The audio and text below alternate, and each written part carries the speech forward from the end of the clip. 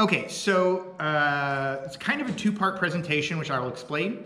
So this first one is about Voice to the Voiceless, the modern guide to starting a literary magazine. I'm going to go over that because one of the things so I run a literary magazine, the one you see up there. I'm Colby. I started it 6 years ago. And the thing that I love about magazines is I think there's this belief that they're hard and they are really simple to do. The issue with them is that the information isn't on the internet.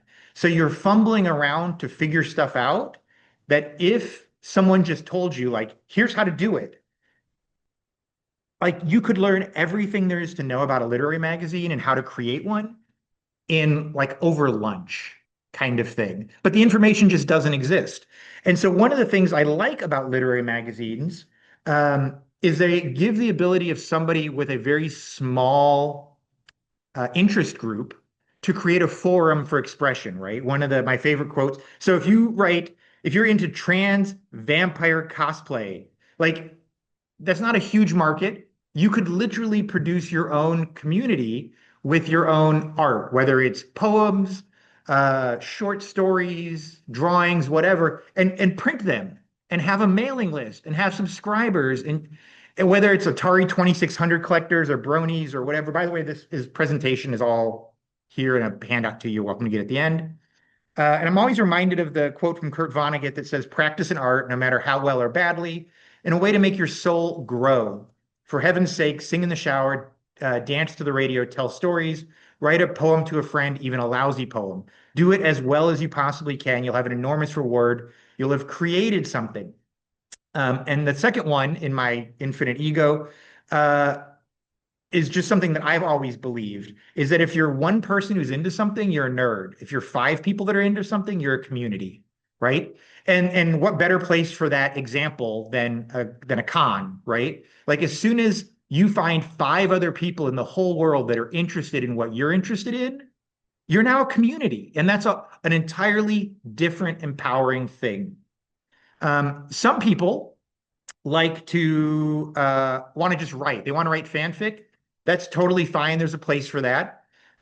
Ways you can do that is you start off being a slush pile reader, right? Every magazine gets submissions. Somebody has to read those submissions. And so you just shoot them an email and say, like, hey, I'm free labor.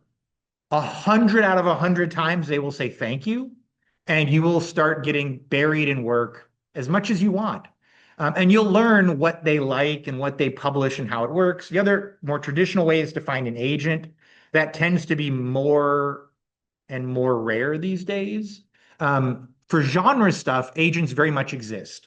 Like if you write shapeshifter, adult fic, romance, there is an agent for you. If you write, vampire friend to lover, there is an agent for you.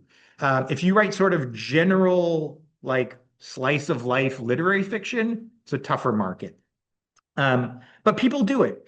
The literary magazine I do specializes in just one thing, short story fiction that asks ethical and philosophical questions. So the example I give is kind of an insensitive example, but it's one I use. Your dog is sick, and your vet says, look, you need to put this dog down. It's in a lot of pain, and nothing's going to help it. That's a hard decision. Some people won't make the hard decision, but it's not an ethical decision, right? We wouldn't publish that. But now let's take another example. You take your dog to the vet, and your vet says, look, for 10 grand, we could fix your dog, and you're going to get about 18 months, maybe 2 more years out of this dog. But we have a pound where we put down 7 or 10 dogs a day. And for the $10,000 where you could save your dog and get him 18 more months, you could keep our pound running and we would not euthanize 500 dogs with that money. Well, now you don't just have a hard question, but you actually have an ethical question, right? Like, is my companionship to my dog worth more than 500 dogs I don't know? Did I make a commitment to the dog when I adopted it? And that commitment precludes my obligations to dogs I don't know.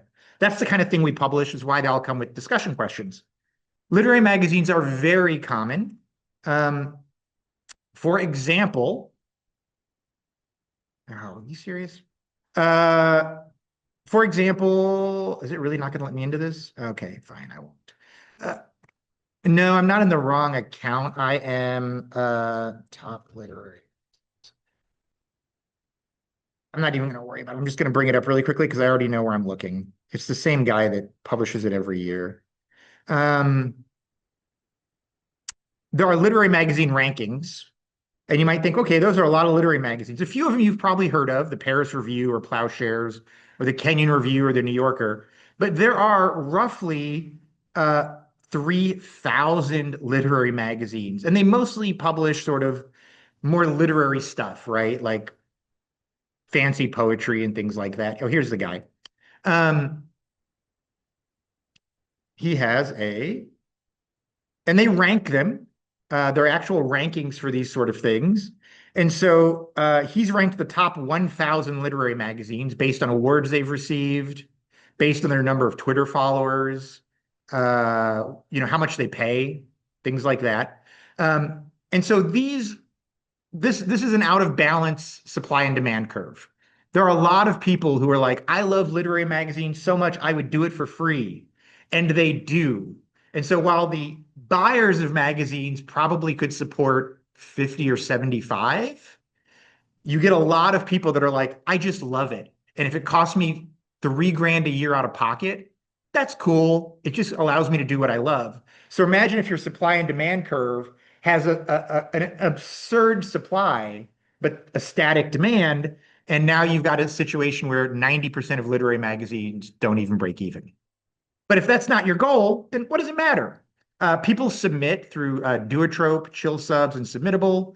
Some magazines like ours will allow you to submit for free. Most charge you like $3 to $5 to submit, which is a big hubbub among writers. Is there money in doing this? The answer is just no. Of the big five publishers, they published 58,000 titles last year. 4 million books were released. 1.7 of those were self-published. There was a lawsuit recently of like Penguin or Random House where they had to disclose their numbers. And what they disclosed was, and this is like one of the big five publishers, not like Joe's publisher, that 90% of the books they bought, gave a royalty to, like and all that, sold less than 2,000 copies. So imagine like you get an agent, your agent gets you in with like Random House. Random House gives you an advance, and you think, I've made it. 90% chance less than 2,000 copies are going to get sold. And in fact, half of what they publish sell less than 12 copies. What the example now that people use from this is actually books are much more like venture capitalists, where they fund 100 things, 99 of them make them no money, but one of them turns out to be the next Facebook. And so that's really what publishers are looking for, right? They're looking for the next Harry Potter, which is going to fund 1,000 books that they lost money on. Um, of literary magazines, uh, I did a quick check one time on those different charts and said, what literary magazines pay authors anything, even like $50 if they accept them, don't charge a submission fee, aren't backed by a university who just like, writes them a check from the English department and doesn't have a single rich donor. It's not like Quentin Tarantino is sponsoring a literary magazine or something. Of that 3,000, there are 10 in the entire United States. Um, so now that I've properly discouraged you from making money on it, don't worry about it. Like, let's talk about what you can do. You can literally just do it. And there are different tiers of what just doing it means. So I want to go through those tiers. The entry level tier, I'm calling it entry level, but I wouldn't disparage any of these tiers. It's really just about what's a good fit for what you want to do. And that's just sort of the old school blog that people do, right? Where you use Squarespace or Wix and you just publish like whatever you want, whatever comes in the door. You publish your own stuff. You do it however you want. Nobody's going to stop you. You can do this for like $8 a month is really what, because Wix is free in the entry level version. You go through some like really basic organization. 8, $10 a month, and you're good to go. The next step up are what we call zines. And these are quite literally like Xeroxed on a copy machine, folded in half and stapled. Um, and these are a real genre. This is not like a look down upon thing. There is a literally a zine shop in Phoenix called Wasted Ink. It's got hours, it's open, they sell them, they're like $5 a piece. And about half of what they carry is from Arizona, and half of them are from people from other states that ship them and they sell them for like $5 a piece. Uh, and they can be, talk about like niche markets, right? Giving voice to the voiceless. This one is a zine about body hair. It literally is just all about body hair. This is a room for rent. This one looks more like short stories. Uh, this one is just a little free comic somebody hand drawn made on a color copier. Here's a really good quality one on like better paper. That's photography, black and white photography.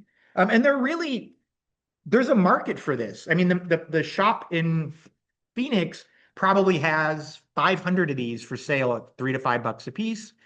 And you could do it in your own home with just like an oversized stapler and a copy machine at Kinko's.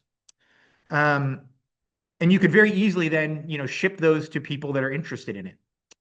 Um, the next version up is doing it as a fancier website, and it's what they people would think of as like a digital magazine. It's a fine line between a digital magazine and a blog, but when you see it, it'll make a little more sense. A little nicer website. They have a regular publishing schedule. Sometimes they'll come out monthly or quarterly. They have a store where you can buy back ones where they'll send you as a PDF. They usually have some original artwork on a cover, maybe a little layout design work. Um, this is typically done by people that are not trying to break even, but not always. Um, this one looks like it was done in Squarespace. Uh, this one's been going since I think 2015. I actually know these people. They're super nice. Um, the next step up is to actually just publish your book as an ebook on Amazon. And you're like, well, that sounds complicated. Oh, it is not. Oh, it is not. And in fact, the session I'm doing tomorrow, which is sort of the corollary to this, is called Bob Rossing, a literary magazine. I am literally going to, with my screen up, videoing it, build an entire literary magazine from scratch, both digital and print. I'm going to put it online, and literally by the time we're done in an hour, it will be in the process of being processed to be purchased online. Because it takes them like 24 hours to like make sure it's not just all pornography or whatever. Uh, and so we're going to do that in an hour. Yeah, you have a question. Exact same time, 6 o'clock, same room tomorrow. Yep. And I did it. I've done these last year, and I realized I got a ton of people, like dozens a month, being like, "Hey, can I have the video?" And so this year I'm actually videoing my screen and videoing myself, and I'll splice it together and put it on YouTube because, like I said, it's not complicated. It just it doesn't exist anywhere, which is very weird. So I'll give you a quick example link of what this looks like. This is the digital version of these. Um, and they're just every single month, I put another one up. Um, and they are available for sale for $2.99. They'll convert it to an audiobook narrated by AI for free for you. So you can sell it for $5.99 and people can get it on Audible. And then the print book is a little different in the formatting, but not much. I'm going to do all of that tomorrow as well. And so when I started doing this, I literally started just by taking individual short stories and putting them on Amazon as individual things, not even converting them to PDF. Like I just converted them it was a Word document that it converts automatically and puts them up there. And so here's all of the various short stories I originally started doing as one-offs that people would just send me. So here's one, Lay On. And there you go.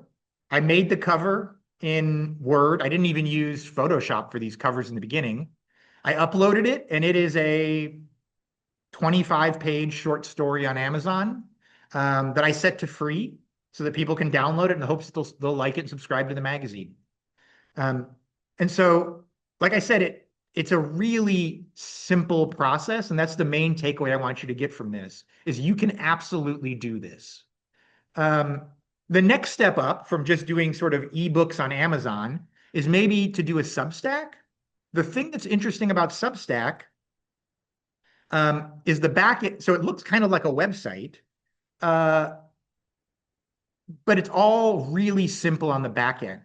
So I post the short story here on Substack, and people can subscribe. And it can be free, or you can put a paywall midway down and charge people whatever you want to be able to see the pay ones versus the free ones. Some people just do them all for free. Some people do them all for paywall. I split it. I do half and half. Um, but again, it is a thing where, and I'll even pull it up and you can see how straightforward it is. It is box clicking simple. So now I'm in the back end of Substack right now. Um, and so when I go to settings, you literally just go through the settings and you set the price and you set an annual price and you set your introduction. Like there is no HTML, there is no WYSIWYG, there's no. Now the downside is you don't get many choice. What you see is what you get. Uh, it's really, really straightforward. If you want to do a post, you literally just create the post. And here's all your little buttons that tell you what your options are, what you can do. And that then becomes an email that goes out to your list. We've got about 160,000 people that have signed up, most of which are not paid. And so when I post something here, it emails it to those 160,000 people and it goes on the website and they'll get a button that says like, oh, this is the free one or this is the pay one. So you can only read halfway down. Um, so that's sort of the next version of this. There's other platforms. I don't want to keep them a secret. Beehive does it as well. So does Ghost. They both do a perfectly good job. I just started with Substack, and so I've continued with it. But that's just sort of like paid email list. That's also a website that they'll do. Substack is also free. So there are no barriers to entry to doing it. The next step, the next sort of harder version is to do a print and a digital version. Um, and then you can release it through Amazon. You saw there was the ebook version, and then there's a print version. The print version is actually print on demand. So when somebody orders it, that's when Amazon sends it to their local printer and prints it. So it doesn't. So if you've got like the Amazon Quick Ship, right? Amazon Prime, it won't show up in 2 days. It'll typically show up in like 7 to 10 days. If you catch them at the right time, maybe 5 or 6 days, because they start the printing when you do it. The nice thing about it from a publisher standpoint is I can ship to subscribers anywhere Amazon ships. So if somebody from England wants to subscribe to the magazine, then, well, there is an Amazon.uk. So I'm not shipping it from the United States to Amazon. I'm putting in the order in Amazon's UK office. They're printing it in the UK. They're shipping it from the UK and they're paying a local shipping rate. And so that's true for Germany, New Zealand, Italy, Australia, everywhere the Amazon ships. There's like 20 different countries where there's like a different ending to the Amazon URL. The other one I want to point out is Draft to Digital, which allows to go to other platforms that aren't Amazon. So Draft to Digital is, let me see if I've got one pulled up here. Here we go. So here's the magazine in Draft to Digital. It works basically like Amazon. You just upload a file and you're good. But unlike Amazon, it will submit it to all these other distributors on your behalf, and you can set the price. So if you've got Apple Books, yes, you can get my magazine as a digital version on Apple Books. If Barnes & Noble has their own app, Roku is one that's used in other parts of the world.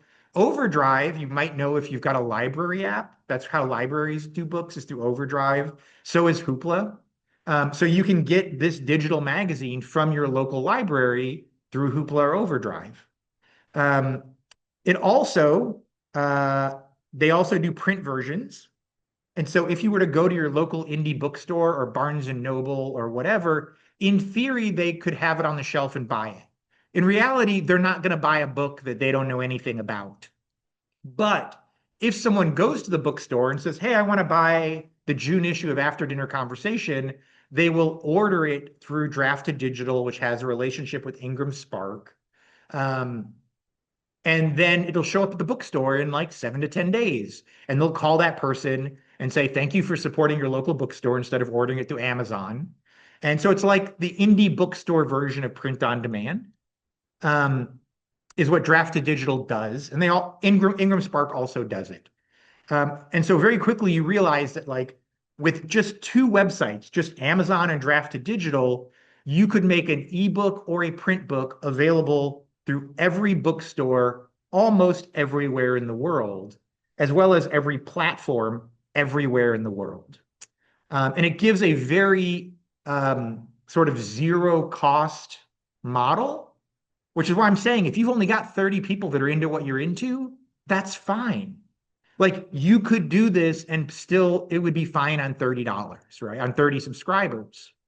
Um, there are also people that run, I'm just mentioning this in passing, that do subscription-based model, kind of like Netflix, where you pay like $10 a month and you can get any of their magazines. And then based on which ones people read, that's how they divvy up your $10.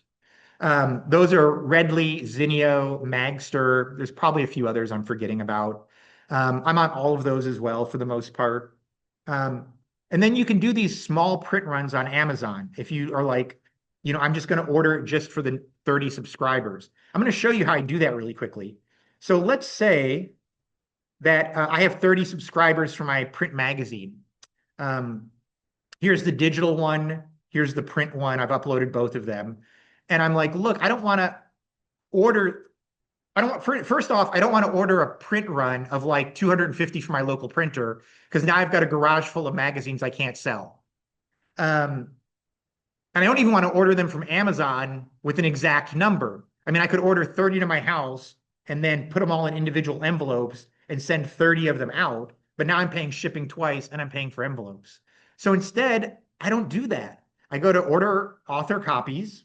Amazon knows people do this. They're not upset about it. I'll order a copy and I'll ship it to my subscriber. I'll do it as a gift in this case. And so I'll ship it to, I don't know, like Joe Smith from my Amazon account. And so you're like Andrea Sharp in Greenwood, Delaware, or Tulsa, Oklahoma. And this is how they get their subscription from me, right? I literally will just order 40 or 50 or 80 copies and they go out from Amazon, shipped directly to the person. So I don't have to ship them twice. I don't have to deal with them going to me and then out and all the mess of it. I do it individually for each person. It takes me, right now, we've got about 50 subscribers. It takes me about an hour and a half. My goal is once we get to print subscribers, we have way more print digital. Once I get to probably 100 or 150, I'll switch and start working with a print shop. And then they'll send them to me because the thing with printing, and I'll talk about this in my discussion, it's a great question, is the cost to do one for a print shop is roughly the cost to do 100 to do 1,000. So like if you go to them and say, "I want one high collar thing like this," you're going to pay like $100 for it. If you order 100 of them, you're going to pay like $350. If you order 1,000 of them, you're going to pay like $700. And so it's the volume that gets you. And it's just I mean, you could order, and there are magazines that do this. They will order a run of 500 of them, even though they've only got 70 or a couple hundred subscribers. And they all just sort of sit in someone's garage. And then on their website, you can buy them at a discount later or buy like buy all the fall ones or buy all of 2023 and they'll ship you all 12 of them at a discount because they're trying to get them out of the garage is what they're doing. Which is a totally valid way to do it. Like I hate that I go through Amazon. I think it's a terrible organization, but I don't have a garage where I can store 250 of these particularly in my case, it's a monthly magazine. So that would add up very, very quickly. And I'm not sure how long it would take me to sell the back issues on my website. But there are people who do it. Um, the last tier, which I would say don't ever do, is distributing through public. There are sort of public distributors. One of them is called Distribucor. I didn't even put them on here because I don't want to tempt anyone. What they basically do is they say, ship us. We have a relationship with Barnes and Noble and some other big bookstores around the world. Ship them to us. We will ship them to them. And you're going to get in like 1,000 bookstores immediately, which is a huge vanity ego boost. Here's the problem with it. They keep half of the sale price. And you still have to pay the printing. And if they don't sell by the time the next issue comes out, you have to pay the destruction fee and they won't ship them back to you. So let me give you an example of it. Let's say you have a magazine that's $20 to buy in the store, which would be a very expensive literary magazine. So they automatically are splitting it 50-50. So if it sells, you get $10, but you have to pay to print it. And so now you're going to pay, let's say, $6 to print it. So now you're making $4 off of a $20 sale. And that's assuming they all sell. But if they don't sell, then you've lost $20 or $10 for printing for each one that doesn't sell. And so typically you have to sell something. I've done the math a couple of times, something like 85 to 95% of all of the ones that go to Barnes and Noble or wherever through a distributor. And if you don't sell 85 or 90%, you lost money on that, which is why every magazine you see in Barnes and Noble has advertising in it, because they don't make money off the magazine. The magazine is just a tool for the advertising revenue. So when you buy a magazine, they are hoping to break even on that. They probably don't, even like a People magazine, but they crush it on the advertising because they can tell the advertisers, look, we print 15,000 of these a month that go out, and it doesn't matter if only 4,000 of them sold, right? Cosmo's another great example of that. It's like 80% advertising, 20% stuff. But you will see literary magazines, 3 or 4 of them that are in Barnes and Noble. I've called and talked to them. It's a vanity thing. It helps them with their prestige in the genre. It's not because they make money on it. They all admit they don't. Okay, so now that I've got the sort of levels of it all done, let's talk about how you actually do this. I'm going to do this relatively quickly. I'm going to do the longer version tomorrow. The first thing you do is you just create the book interior. And you save it as a PDF. And you might think, well, okay, it can't be that simple. I know how to make a PDF. That's just like you press File, Save As. And the answer is yes. That is exactly what you do. You press File, Save As. So let's look at my October magazine that I'm putting together. Or actually, that one's not together yet. We'll put July, right? So I literally create the magazine. I'm going to zoom a little bit back here. And I create ours in Word. It is just a Word document. Nothing special. This is just a table that I used and created in Word that autofills. You don't even have to have it autofill. In theory, you could have typed this yourself. And I put in a little like header and footer. And I update it. And this is it. And when I'm done putting it all together, I go to File, Save As. I change it to being a PDF. This is what I'm going to do tomorrow, by the way. I'll go through this whole process in a little more detail. And like, that's it. The only other weird option is you actually have to push standard publishing and other tools. But general options, yeah, there's nothing here. There's no secret to it. And then you save it as a PDF. And you have a magazine. And you might think, well, okay, well, what about that print version? That's got to be more complicated. It's not. For the print version, all you do is, so I do a few things differently on the print version. I have to create a front page here. So when you first open it, there's like that opening part. And obviously, if you're getting a PDF, you want to see the cover on your PDF, which is why I've got the cover here. On the print one, that's a separate file I upload. But on the print one, I just swap that out. And now the only other thing I really do differently is I go through and I make sure I don't have any weird hanging paragraphs. Like that's okay. But if it was like hanging on this last word here or something, I would go fix that. But again, fixing it's not hard because all you do is you highlight the part you want. This is, by the way, if you're an English teacher, you already know this because students do it. And then you change the paragraph spacing. I'll change it to like 1.30. And you'll see when I do that, this all goes up a little bit. And that can help me cheat these edges so that the print version doesn't have like a weird hanging thing. And you might think like, well, okay, but how do I know what size? It's 6 by 9 inches. That is the standard size that is. How did I find out what that size was? I just went and found somebody else's and I started swapping out their. I found one online and I was like, oh, where your text is, my text will now be. Where your text is, my text. And then over time, I sort of modified it to make it my own. But that was it. Magazines can have, the version of an ISBN number for a magazine is an ISS number. This number doesn't change. It's the like social security number for a literary magazine. You can do that. Some people don't. Particularly if you're just shipping it to like, whoever. In my case, I realized if you're trying to do a fancier one, most people use Adobe InDesign, which is a great program. It just has a steeper learning curve. It's a layout design program, really great.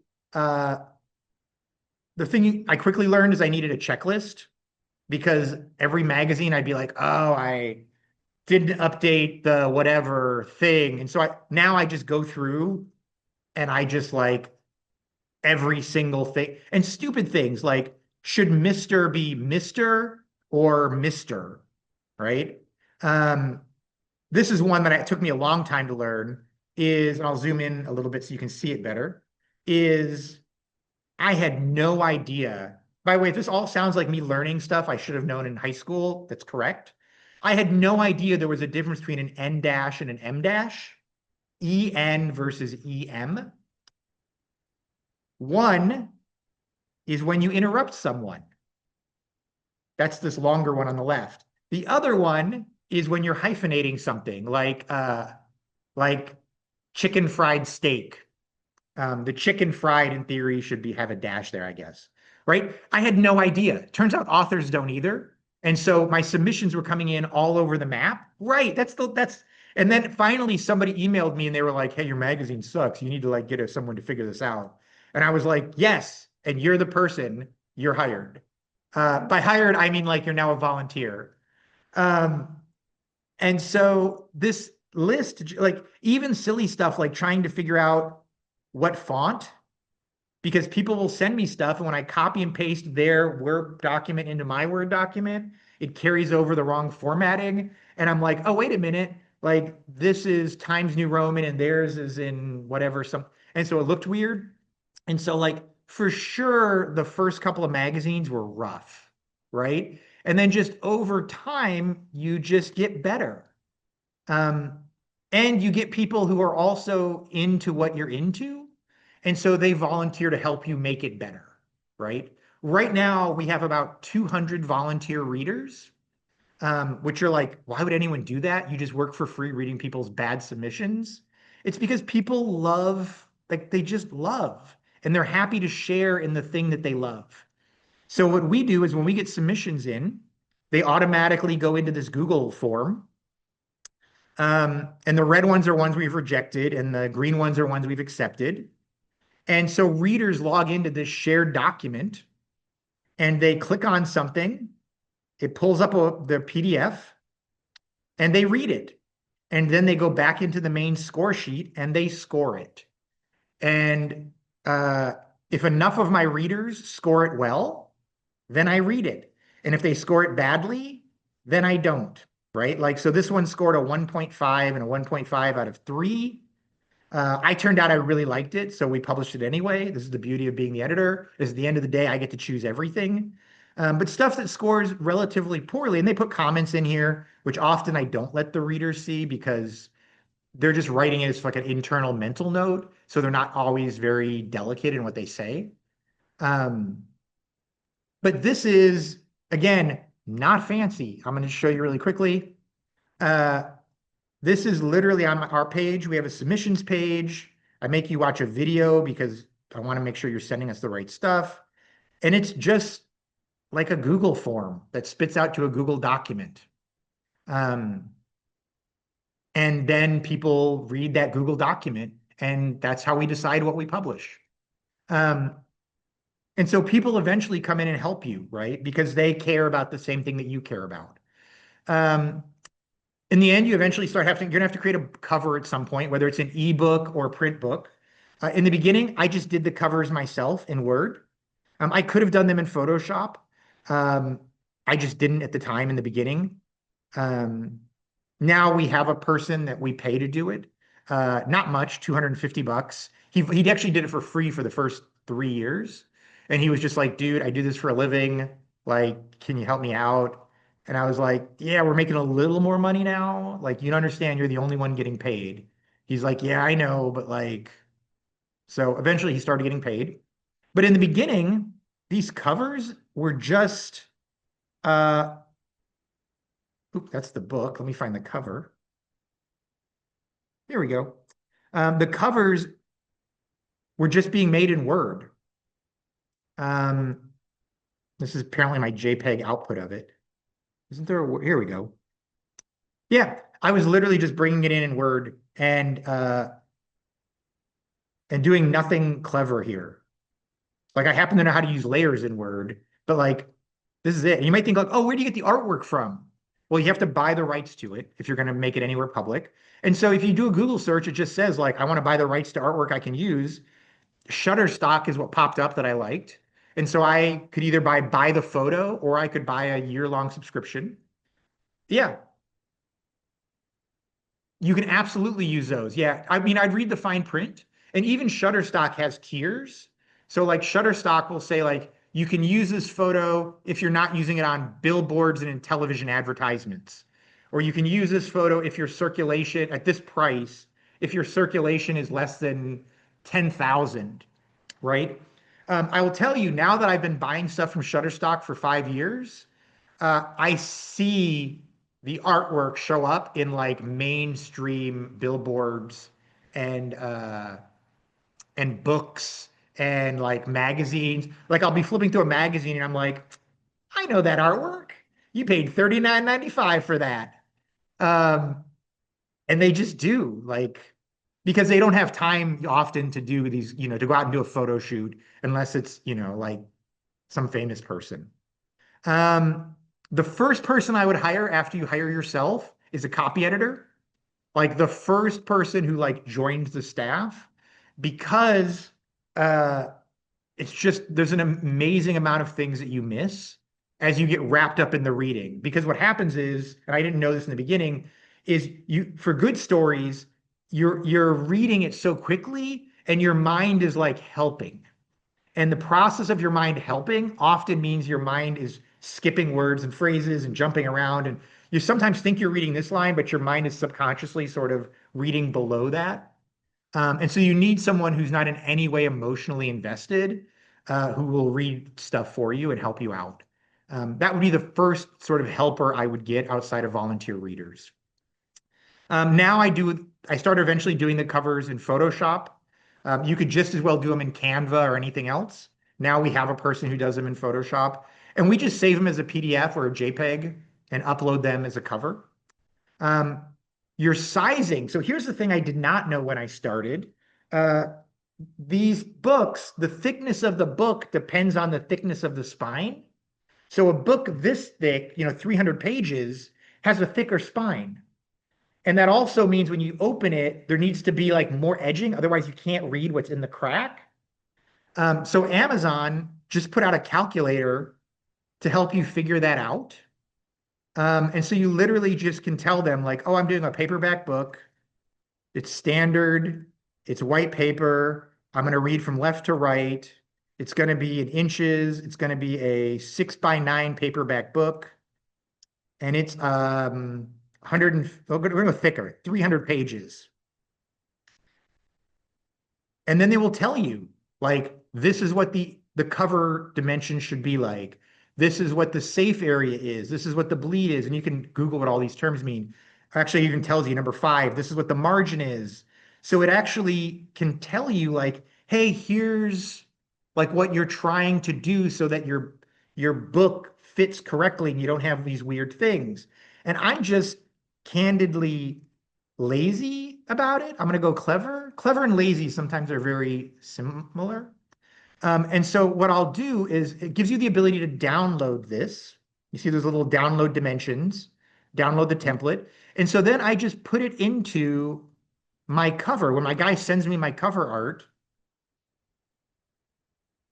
I just put it into that template that it gives me. I import it as a JPEG. And then I rematch it and I just fix his art to match his thing that he created.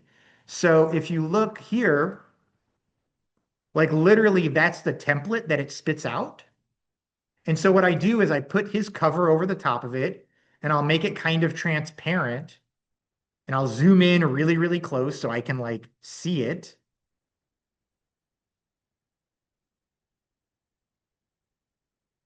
There's probably a shortcut that does this faster. Um, and then I'll just kind of like move it around until I'm like, okay, I know from your template it has to be exactly there, right? And then I'll zoom back out and change the opacity back up to 100 so it doesn't look half transparent. I'll get rid of their little guide, and that's my cover, right? And so that way I always know how thick my spine is and I know how thick the book stuff is. And you do the exact same thing for the interior. You just go into the interior and under design layout, you set custom margins and you just copy and paste those margins. And so it automatically will adjust the margins of your Word document so that when you spit out that version, you're not having somebody creak the page to try and read that inside bit. Um, but again, this is all stuff that I could not find online that I just had to like just grind through month after month after month to find out how to do it. Um, One of the big questions that comes up is, should I get an ISBN number or a Library of Congress control number? The answer is, don't worry about it. Someday you can do it if you really want to. Libraries aren't picking up your book anyway. Yeah, yeah, yeah. You absolutely could. Yeah, you absolutely could. Because what you would do is you could literally use that software and then print it out on like a home color printer or take it to a print shop and or give them the PDF and be like, print this at the highest quality you can, give me 50 copies. And then you just turn it into a zine. I bet that's what this is actually. I bet this is just a like a photo, like a PDF that someone saved and they took it to a Kinko's or whatever the version of Kinko's is now and they just said print it on glossy paper and they just folded it. And this is you can't really see it, but this is just a stapler and like a home stapler. This isn't even like a fancy stapler.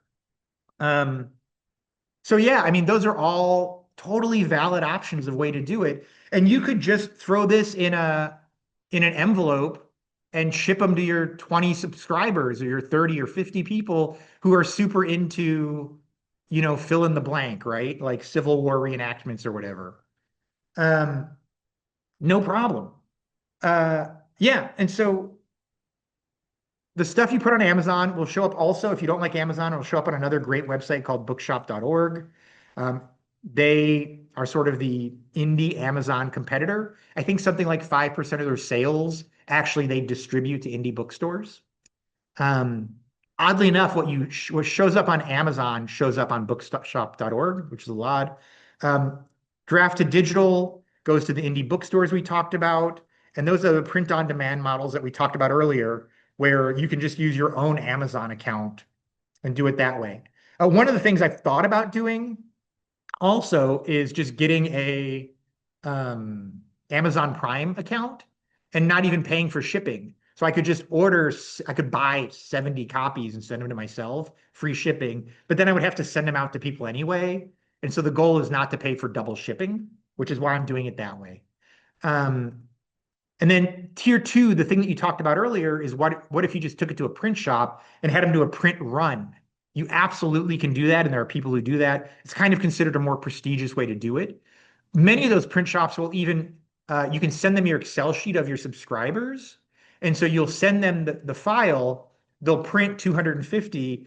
They'll then mail them to your Excel sheet that you've given them, and they'll bill you against all of it, and then ship you the remaining ones that they didn't ship. Book Mobile's one that does it. Maxim I like. They have just an easier website, um, and they have all sorts of different options. But same thing, like booklets, magazines. The nice thing about these is they're really pretty transparent about their pricing. Like this one will tell you like how many do you want, what landscape, what type, what kind of binding do you want? Which I had to look up. I didn't know what binding even meant exactly. But they have little pictures here that'll show you. What kind of paper, right? How many pages? One of the things about doing print runs like this, where they do runs of it, is you have to do it in sets because they run them and print them. So you'll see they do like it's kind of like the way computers come in like 8 megs, 16, 32, 64, 128. The printing system works the same way for them. So their options are 20 pages, 24, 28, 32, because they have to get it in a way that like there's the same number of pages on each side of the staple or the binding.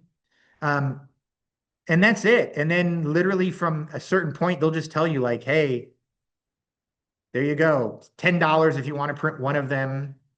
But then of course, if we go up, we know the price goes down. So now it's, yeah, $100, $112 to print that many. And it just keeps going up, right? 500 for $1,000, $930. Um, different kinds of paper. If you really want to have an interesting day, ask them to send you all the paper samples. You'll get a whole bag full of like every kind of glossy, recycled, non-recycled, because they're hoping that you're going to use them as a print shop. And they're great organizations. Like I'm not besmirching them at all. It's just you have to order a lot. The last thing I'll just go with is how do you get one of the questions I wondered when I started is like, what's the right number of paid subscribers? Like, how do you know if you're making it? It's not a secret. We have about 550, 600 subscribers right now, most of which are digital. I talked to a more prestigious magazine that had about 2,000. I would say most magazines in the literary magazine space are between 50 and 500 is what their subscriptions are. It's very low for the most part. If you're over 1,000, you're like a big deal. And that doesn't mean you're in a bookstore because nobody's in Barnes and Noble because that's how you lose money. That's just like the digital versions or the print versions that people get. Often they print quarterly or maybe twice a year. So the subscription costs are much lower. Because I'm monthly, if you wanted a print version, you're out $12.95 every month, which can add up. But if it's quarterly, $12.95 4 times a year, not as bad. How do you get readers or people to like review it on Amazon or do reviews somewhere? People will do this thing they're called ARCs, which I had to go Google, advanced reader copies. I've done that. And you literally just email out to people and say like, hey, I'll send you a free copy. When this shows up on Amazon, would you do a review? And so you might send out 500 emails to people that just ask for a copy. And then you send them a polite email a week later. It's like, hey, you got a free copy. Can you go to Amazon or go to someplace, go someplace in Goodreads and do a review? And like 10% of those people will, right? You send out 500, you get 20 or 30 reviews. Where do you get those people to email? This is the interesting one. And we're just about done here. There are places where they'll do like, it's called Book Funnel, but there are other ones where they'll do like these aggregator things. Like, I'll email your book to my people if you'll email my book to your people. So it's like a shared clumping. Um, and you just sign up for it. I'll show you how that works really quickly. Uh, Actually, I think I'm on my wrong version of this to do this. Yeah, I am. I got to go to this one.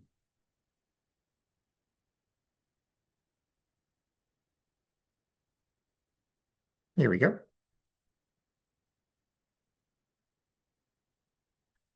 And so there are people who do these like swaps, which sounds like vaguely shady, but it's not. So someone will say like, "Oh, I've got a fantasy and science fiction one." Oh, those are all the ones I've signed up for, by the way. I've got a fantasy and science fiction one, uh, and send people this link to your email list. I'll show you what the link does. The link takes them to everyone's books. So these are all the people in the sort of club, the grouping. So it's like, oh, resilience. I don't know. Maybe I'll read that book. So now keep in mind, I emailed this link to my people. So now my people are looking at this page and they go, oh, I'll read this guy's free book. Get my book. Well, they're not just going to give you the book. They want your email address. And so now my people become their people and their people become my people, right? And that's how you can add to your email list by doing these swaps. And so, like on this one, I'm sure I'm on here somewhere. And you can also, it gives you a good chance to see how people do their cover art. These are very much like the people paying someone like on Fiverr to do their cover art. Some of them are very good.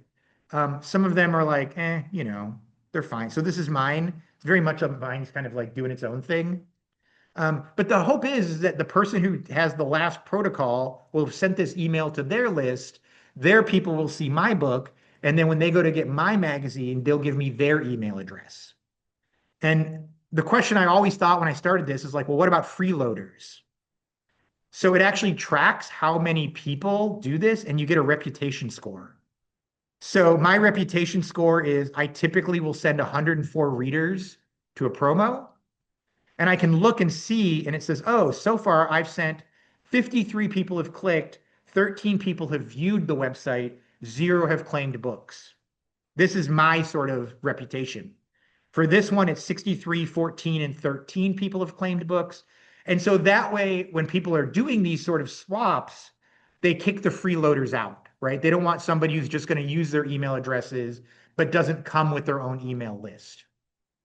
And now you've got people that you can send your advanced reader copies to and start like building your own list and building your own reader base. You can also work with paid services. You can't pay for reviews. That will immediately get you kicked off of Amazon or everyone else.